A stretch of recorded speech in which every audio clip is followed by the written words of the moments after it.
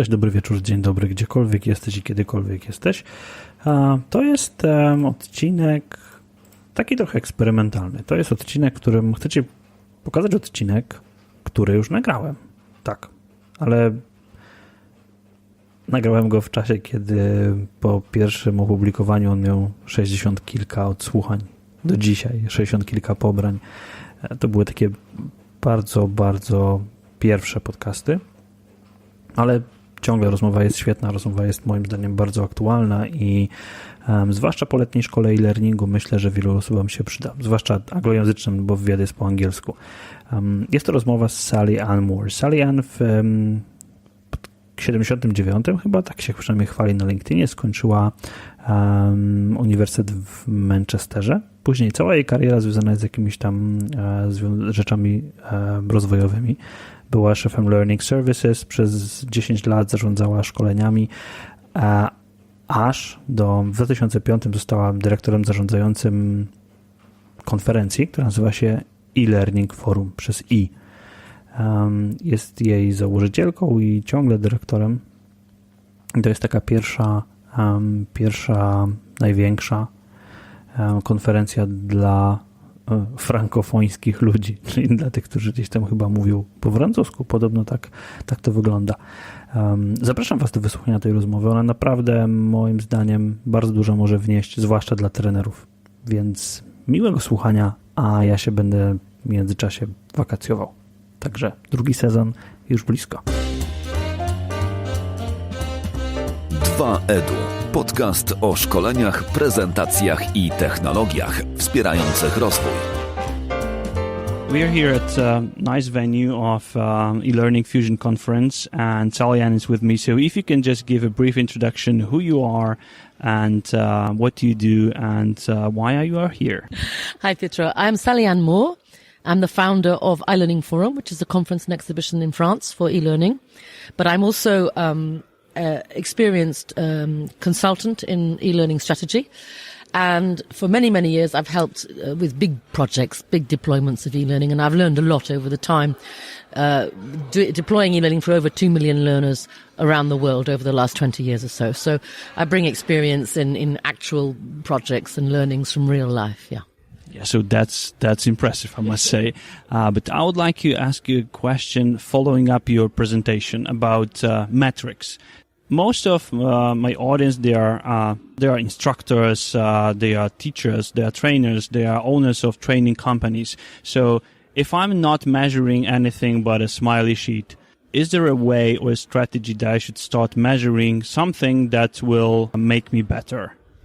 Yes, there is. Even as an individual trainer or a training manager in a very small situation, you can move beyond just measuring the immediate learner satisfaction straight after the course.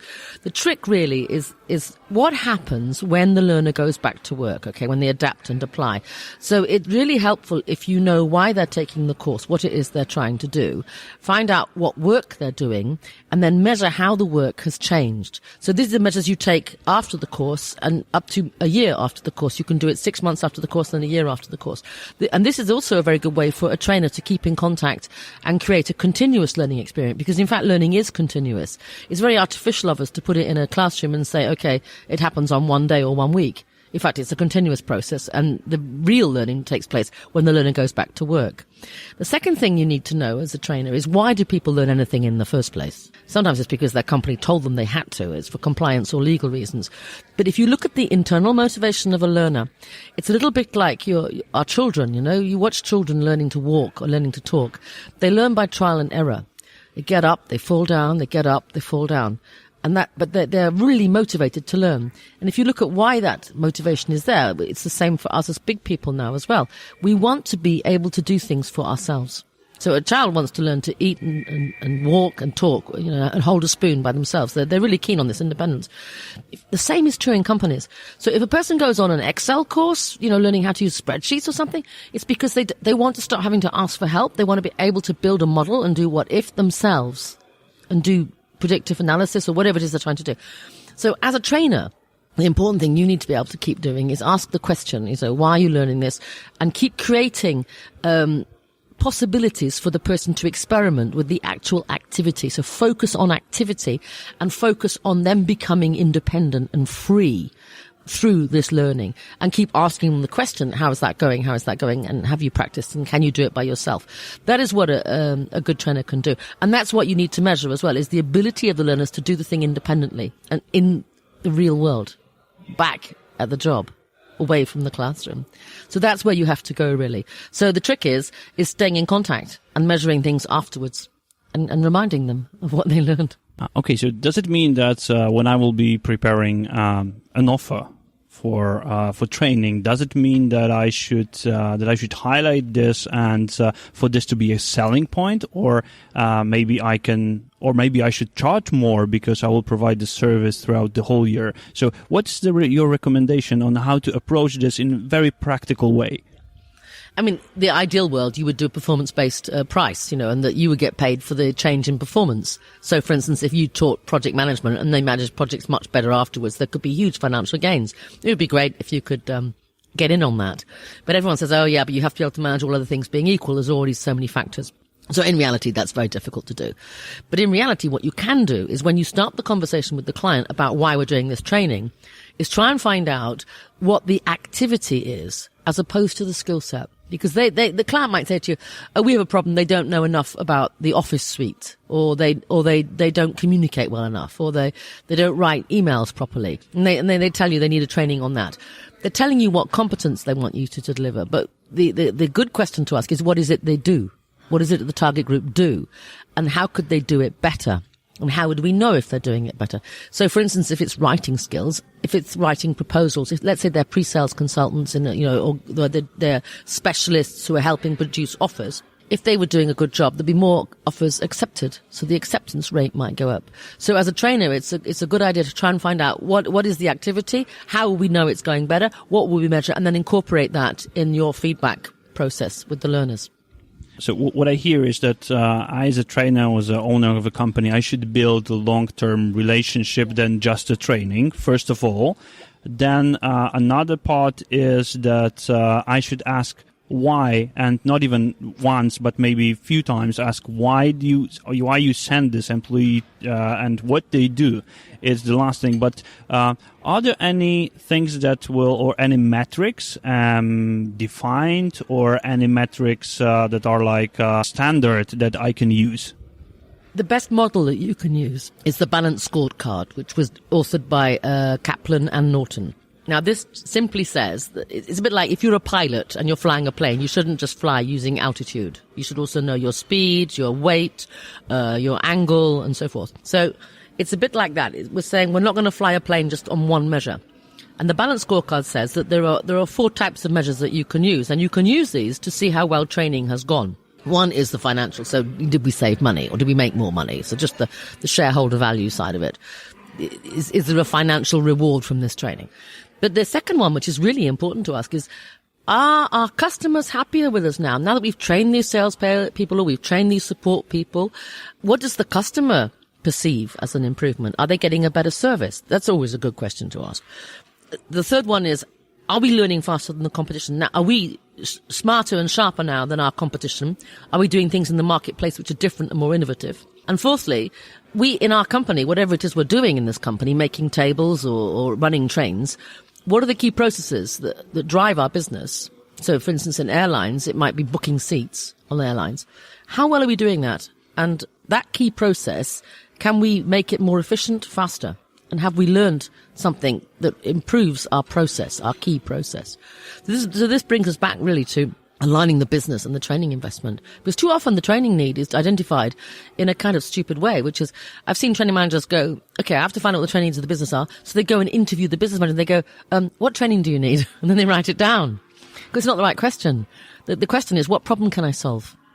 Okay, so the Balanced Scorecard is something that I know very well because, in the corporate environment, it's something that you define your vision, mission, strategy around this, right?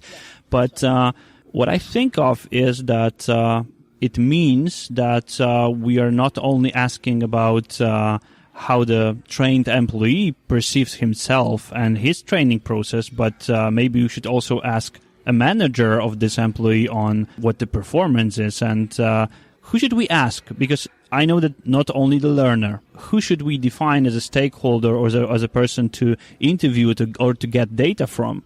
I love that question. That's a great question. In fact, what I do, I'm so keen on this point about getting the input from the stakeholders that I have created a workshop so that rather than asking them, I actually get them to draw the value-adding system. And I like to bring into that workshop the different points of view, because you're right, you need a kind of 360-degree view of the problem.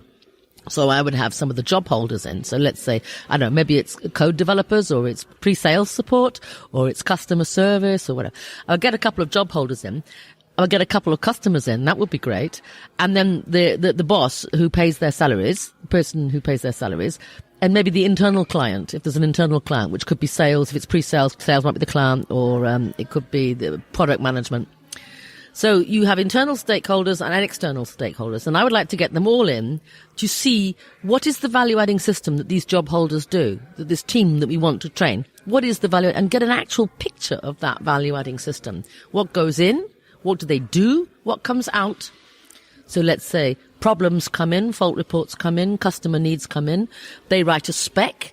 They create an application. They document the application. They test the application and deliver the application. It's a kind of value-adding chain. So more comes out than went in. That's the idea.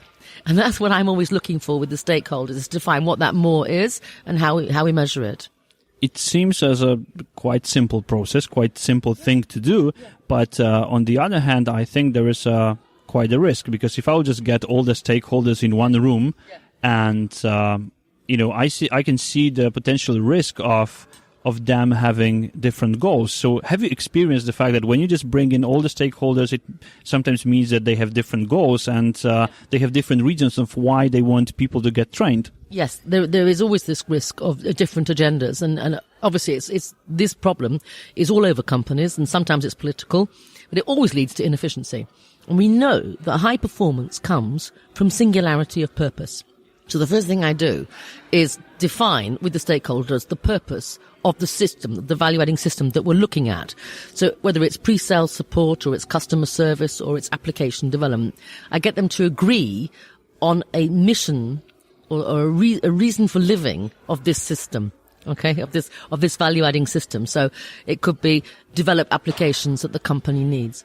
And usually that is not too hard to do, because we're looking at it from the outside, hopefully. Sometimes the people inside the system don't always see it. So again, taking the helicopter and looking at the whole forest is a good thing. So the first step that I should take is to build a better relation and better long-term relation with my customer. Yeah. But, when I have a training next week and the whole agenda is planned for the whole year, what should be the smallest steps, the smallest action that I can implement this change into my work environment, to my training environment?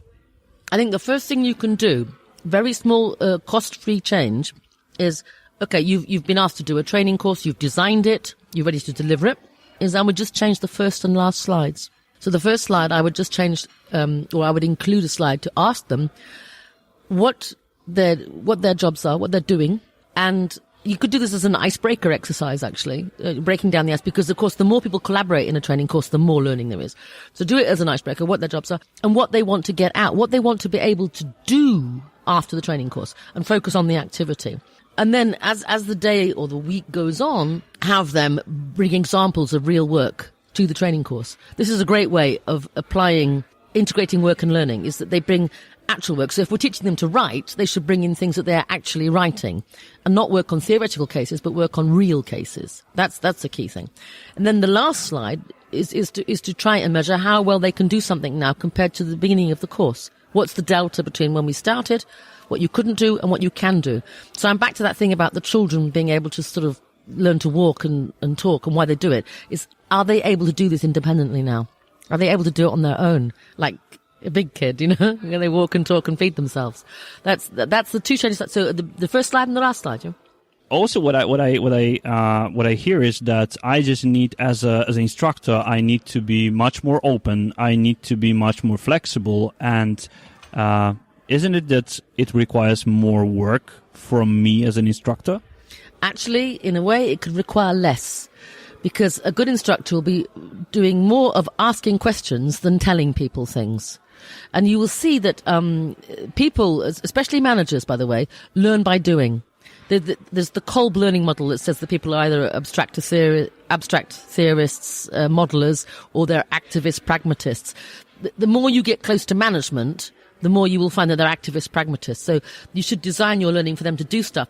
Well, the more they're doing stuff, the less you have to do. So in a way, it's better for the trainer because all you have to do is keep asking questions. And I must say, it's smart. So thank you very much for all the knowledge that you shared. My last question is, where can we find more information about you? Where can we find more information about your conference? Right, so there is a website, which is iLearning Forum. So if you type in iLearning Forum, that's the conference and show in Paris. Also, you'll find me on LinkedIn, and I do write articles from time to time about key topics on LinkedIn. I publish on LinkedIn. And just Google me, Google Sally Ann Moore, and you'll find all kinds of things. And I hope that everyone will come to Paris one day. And you know also what I want to do is I want to do more work in Poland. So I want to do more fun things here to help e-learning and to help the training managers. Thank you very much. That's exciting. And, I feel invited to the conference. You are, definitely.